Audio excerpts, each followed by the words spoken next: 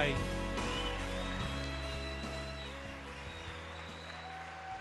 Thank you. Darcy.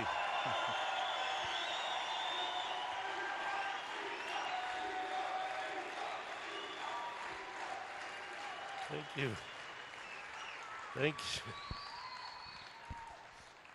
So, what's up? Seems like life is good, huh?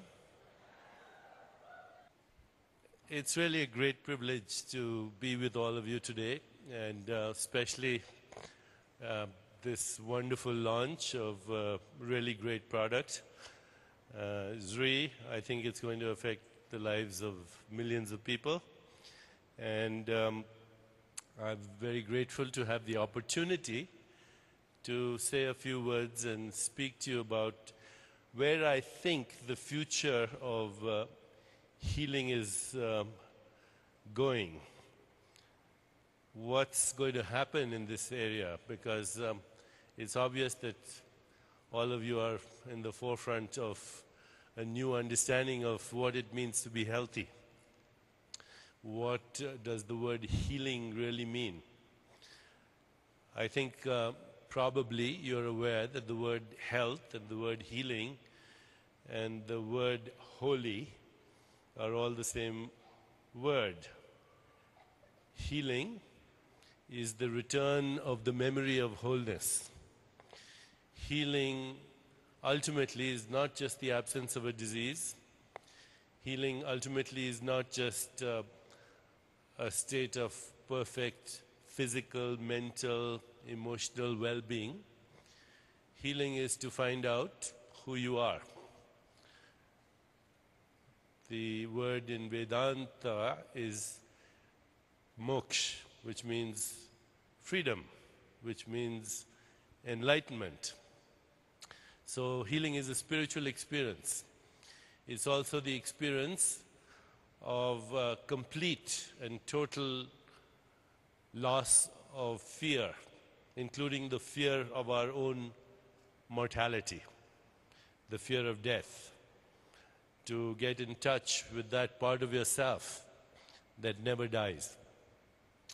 And it's interesting to me that I'm here speaking to you about this, and to give you a little background, a little bit was mentioned, of course, that I was trained as a Western physician. I was trained in internal medicine and endocrinology and ultimately neuroendocrinology, which is the study of brain chemistry.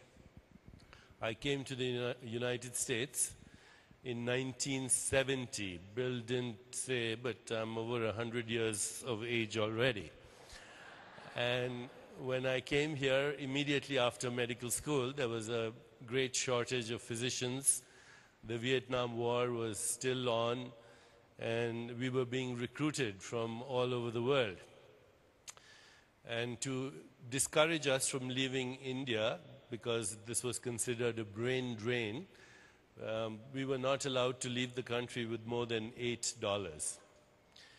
But I had an uncle in England, and he lent me $100, so I had $108, which, if you know anything about Indian mythology, is a very auspicious number.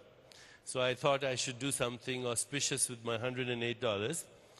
And I went to Paris and spent it all in one night at the Moulin Rouge. So when I arrived in New York, I had nothing, zero. And I called my hospital administrator. You know, America has great customs. One of them is called a collect call. So I made a collect call. And I told the hospital administrator, I said, if you want a doctor, you'll have to pick me up. So they were so desperate, they sent me a helicopter. And my first experience of the United States is lifting off in a helicopter from Manhattan, looking at the beautiful skyline and wondering if I was in Disney World. Shortly thereafter, we arrived at this very little plain town, and it was appropriately named Plainfield, New Jersey.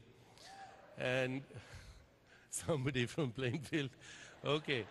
So I reported to the emergency room, and the nurse said, you know, we'll call you in a little while when your shift starts. So I went to the dorm. I switched on the television set. I was watching Wimbledon, and suddenly the program was interrupted. There was a news bulletin. There had been a shootout at the local bank. Some policemen had been injured, and they were being brought to the emergency room where I was supposed to work. Now, of course, I'd passed all my exams, but I had never actually seen a patient in my life. So I had my first attack of acute panic. Shortly thereafter, the nurse called me and she said, Dr. Chopra, we have an expiration. And I had no idea what that word meant, but of course I didn't want to let on, so I said, you bet, I'll be there. And I bounded down the stairs, reported to the nurse, and she led me to a room where somebody had died. There were lots of machines, no people. In India, we used to have lots of people and no machines. And I looked at this dead body. Then I looked at the nurse and I said, he's dead. And she said, I told you, we had an expiration. So at least I found out the meaning of the word, the opposite of what you're here for, inspiration. So I looked at her and I said, if the patient is already dead, why do you need a doctor? And she looked at me and she said, pronounce him. Pronounce him. So I now was sure I was in a different galaxy where your soul couldn't leave your body till a medical deity, otherwise known as MD, said, you're free now, I release you. So, anyway,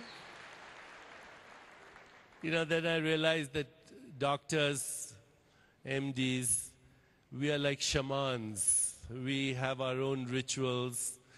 There's no difference between us and ancient witch doctors. Instead of wearing feathers around our neck, we wear stethoscopes. We don't have a leopard skin, we have a white coat. We don't use Aborigine mantras, we use Latin mantras. We don't dance around a fire, we dance around CAT scanners. And we do our own rituals.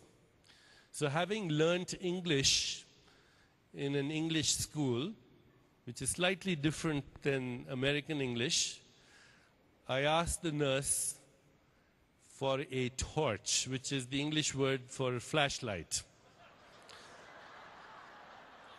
I said, may I have a torch, please?